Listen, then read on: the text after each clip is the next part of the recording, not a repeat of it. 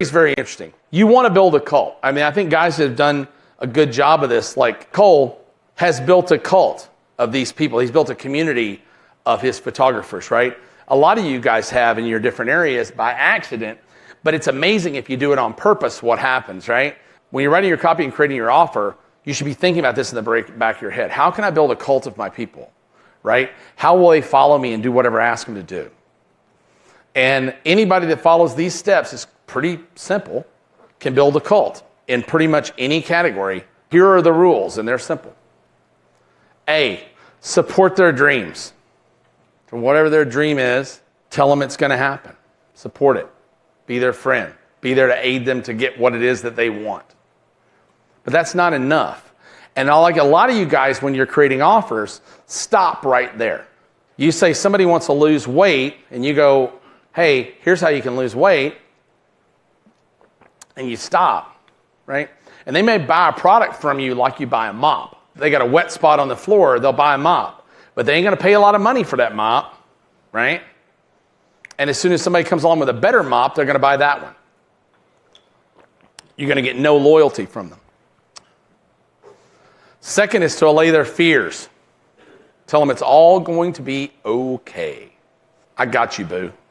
Third is to confirm their suspicions. Is somebody nervous when they buy an $11,000 bottle of wine?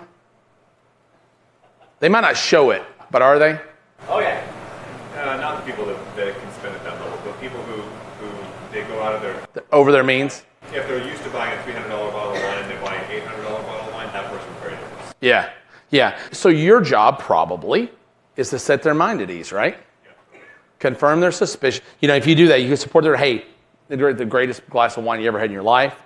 Don't worry, I promise you I've had this wine. It's fantastic. You're going to love it, right?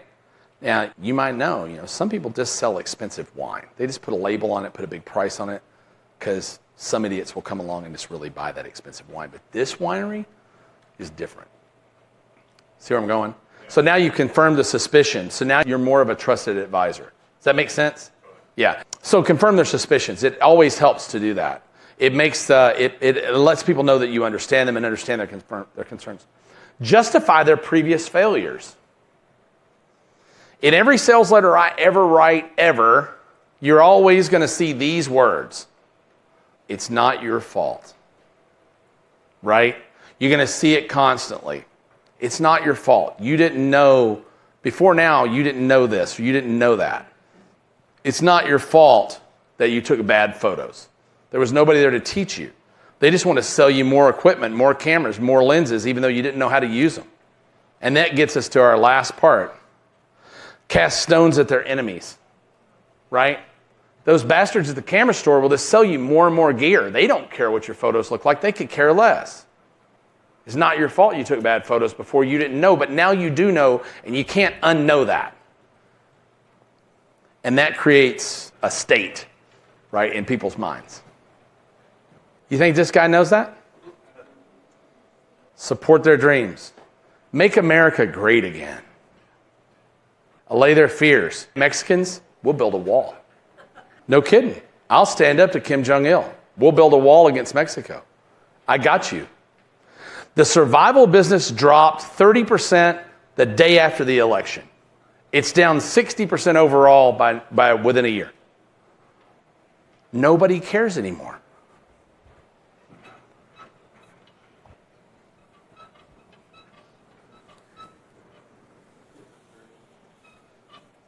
That's gone. It's true in your markets too. So I was talking with Walter Birch, Walt. Those guys are great, really brilliant marketers.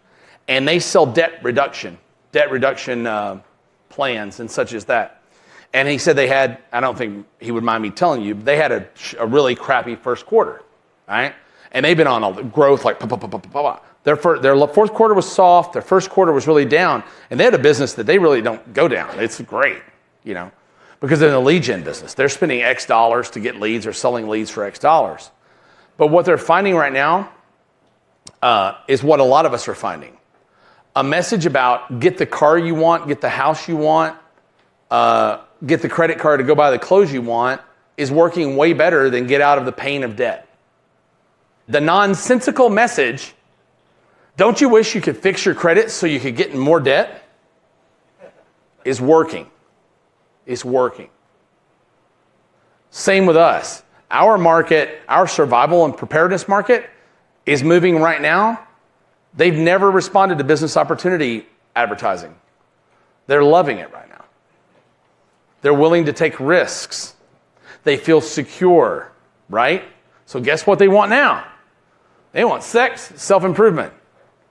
Those are going to be the next markets. Those are going to be the markets. And a lot of you guys are in those markets in one avenue or another. Congratulations for you. Happy days are here again. It's been really kind of screwed up, right? And if you have a big audience that's in the negative space, like I know you guys, I say the negative space, angry or white guy space like me, right? You just got to figure out what they want next. Like, so I'll give you a research tool that I use. Look at your market and think about pre-internet, where were your readers? Did they read, right? So pre-internet, my readers read Popular Mechanics magazine, right?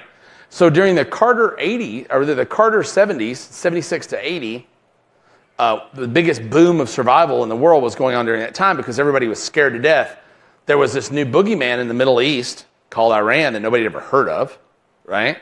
The Ayatollah Khomeini and all that stuff that was going on. There were hostages being held in somewhere, and the inflation was crazy, and interest rates were 19% and just nutty everything, and people were freaked out. So they were reading about living off the grid, powering with pellet stoves, arming themselves to the teeth, right?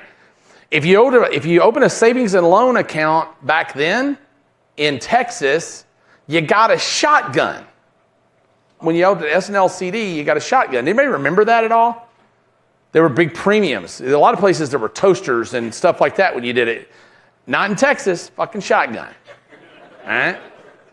So I go back and look at these magazines. You can go to Google Books and look back in the magazines. Popular Mechanics in 76 to 80 was all about survival.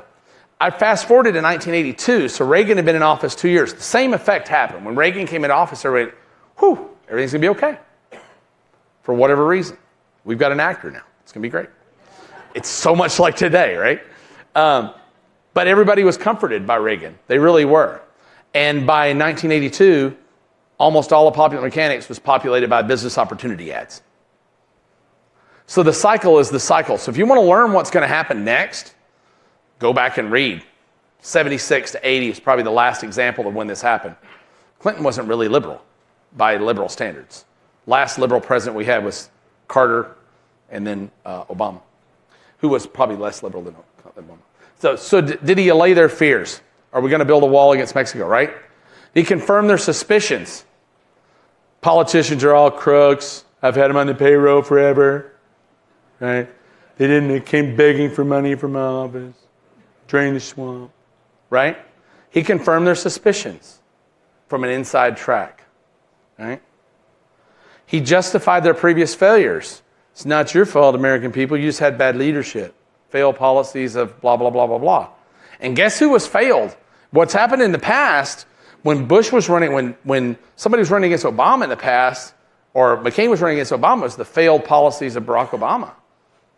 Trump went all the way to the mat. Guess who sucked before me? Everybody. I'm the only person in the world, quotes, I'm the only person in the world that can do blank and blank and blank and blank.